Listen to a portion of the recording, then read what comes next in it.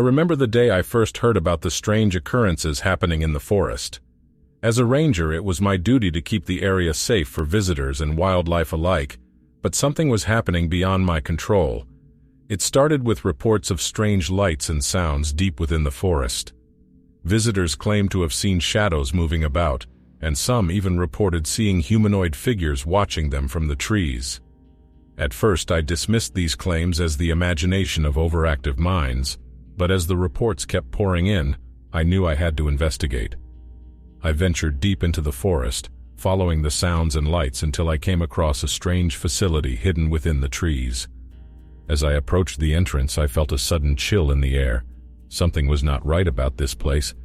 As I stepped inside, I saw strange machinery and equipment that I couldn't identify. It was as if I had stumbled upon a secret laboratory, hidden from the rest of the world. And then, I saw them, the humanoid figures that the visitors had reported. They were not human at all, but some kind of mutant creatures that seemed to be part plant and part animal. I froze in terror as they approached me, their eyes fixated on me with an eerie glow. It was then that I noticed the hazardous substances being used in the laboratory. The air was thick with an acrid smell, and I realized that I had been exposed to something toxic. I stumbled out of the facility, my vision blurred and my mind foggy. As I made my way back to the ranger station, I realized that something was wrong with me.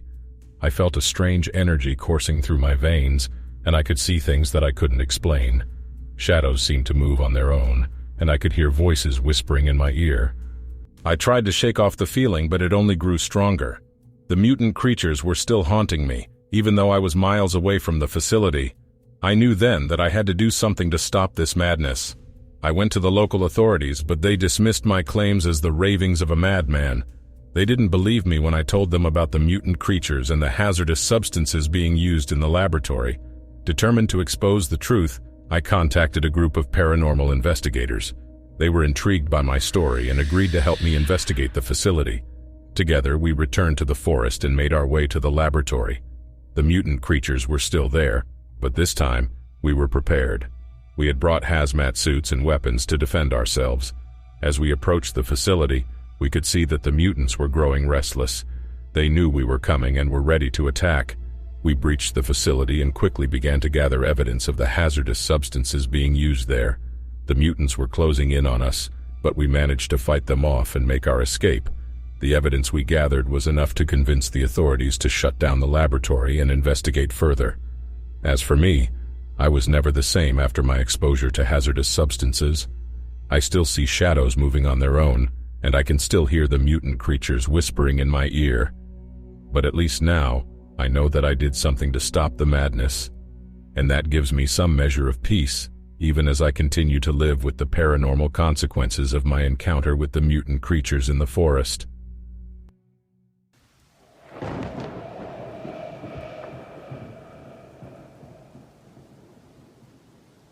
I remember the day I started my routine trail maintenance activities, trimming overgrown shrubs and clearing debris.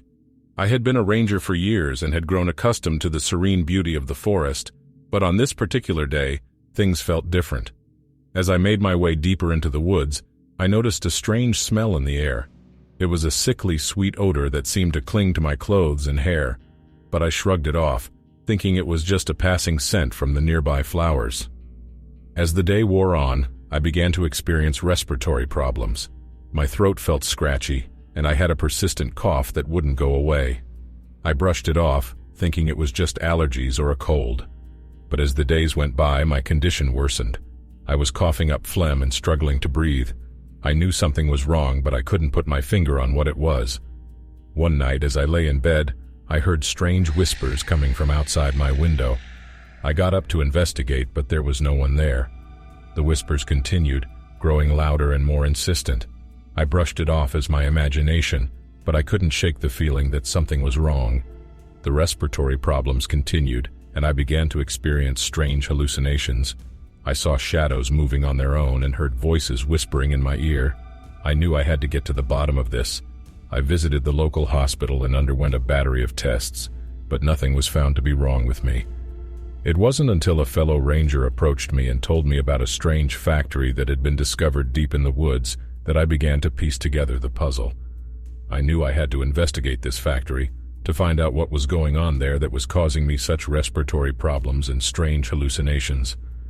I made my way to the factory, and as I approached, the strange sweet smell from before grew stronger. I could see smoke billowing from the factory chimney, and I knew that something was wrong. As I entered the factory, I saw workers wearing hazmat suits and moving about with a frenzied urgency. They were working with strange chemicals and substances that I couldn't identify.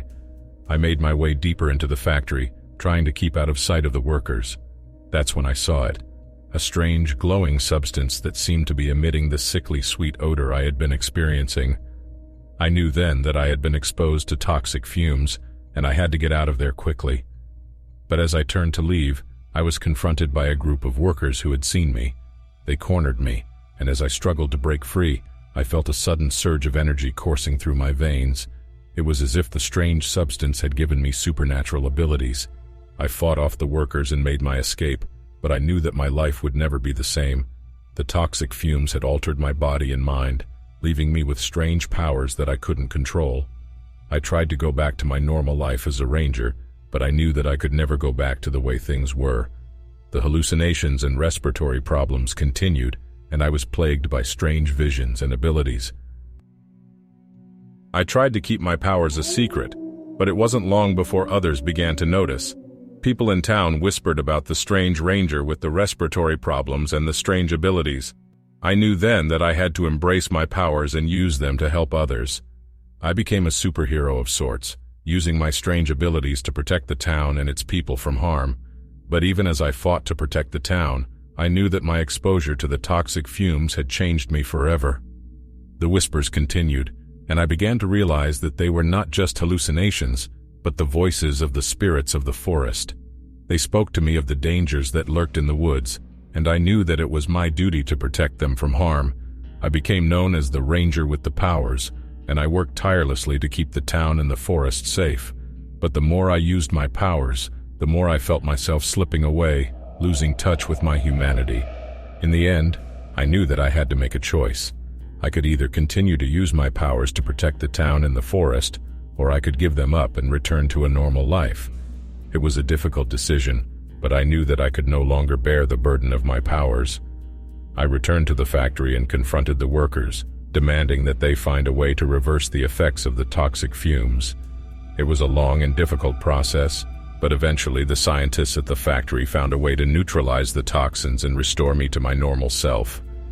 I returned to my life as a ranger, but the memories of my paranormal experience lingered with me. I knew that the forest was a mysterious and dangerous place, full of hidden dangers and secrets. But I also knew that I had a duty to protect it, to ensure that no one else would be exposed to the same dangers that I had faced. And so I continued to work as a ranger.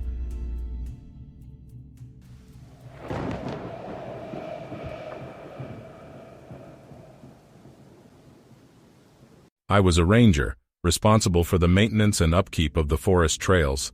It was a job that I loved, one that allowed me to be out in nature and to experience the beauty of the forest. But one day, while I was out on the trails, I had a strange experience that I will never forget. I came across a patch of plants that I had never seen before. They were tall and spiky, with strange purple flowers that seemed to pulse with an otherworldly light. As I approached the plants, I felt a strange tingling sensation in my skin. It was as if the plants were alive, pulsing with an energy that I could feel.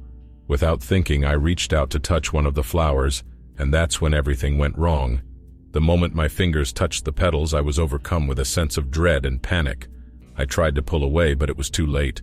The plant had latched onto me, sending tendrils of toxic energy coursing through my body. I stumbled back, coughing and gasping for breath. My skin felt like it was on fire and my head was spinning. I knew that I had to get help, but I could barely stand. I stumbled back to the ranger station, where my fellow rangers took one look at me and knew that something was wrong. They rushed me to the hospital, where doctors worked to stabilize me. It was touch and go for a while, but eventually I recovered. But the experience had left me changed. I could sense things that I had never been able to sense before. I could see things that were invisible to the naked eye. And I knew that it was all because of the toxic plants that I had encountered on the trail. For weeks after the incident, I felt like I was walking in a daze. I couldn't shake the feeling that something was watching me, something that I couldn't see. I began to do research on the plants that had caused my ordeal. I discovered that they were a rare and dangerous species, one that was known for their toxic properties. But what I couldn't explain was the sense of otherworldliness that had accompanied my encounter with the plants. It was as if they were not of this world, as if they were somehow connected to a realm beyond our own. As time went on, I began to notice strange things happening around me. Objects would move on their own, and strange whispers would fill the air. I knew that I was not alone, that there was something in the forest that was watching me, following me. One night I decided to go back to the trail where I had encountered the toxic plants. I felt drawn to the place, as if some unseen force was pulling me towards it. As I walked, I saw strange shapes moving in the shadows. They were humanoid, but their bodies were twisted and distorted, as if they were not quite human. I felt a sense of terror wash over me, but I knew that I couldn't turn back. I had to know what was happening in the forest, what was causing these strange events. As I approached the spot where I had encountered the toxic plants, I saw a figure standing in the clearing. It was humanoid, but its body was covered in strange markings that pulsed with an otherworldly light. I knew then that I was face to face with something beyond my comprehension, something that was not of this world. The figure spoke to me, its voice a whisper that seemed to come from all around me. It told me of the ancient spirits that lived in the forest, of the dangers that lurked in the shadows. It told me that I had been chosen, that I was the only one who could protect the forest from the forces that threatened it. It offered me a choice. I could walk away and forget everything I had seen and heard, or I could accept my destiny as a protector of the forest. I knew what my answer had to be. I accepted the role that had been offered to me, and in that moment, everything changed. I could feel the power coursing through me, a power that was beyond human comprehension. I could see the spirits of the forest swirling around me in a chaotic dance. From that moment on, I dedicated my life to protecting the forest and the spirits that lived within it. I became known as the Ranger of the Forest, a title that was both revered and feared by those who knew of my powers.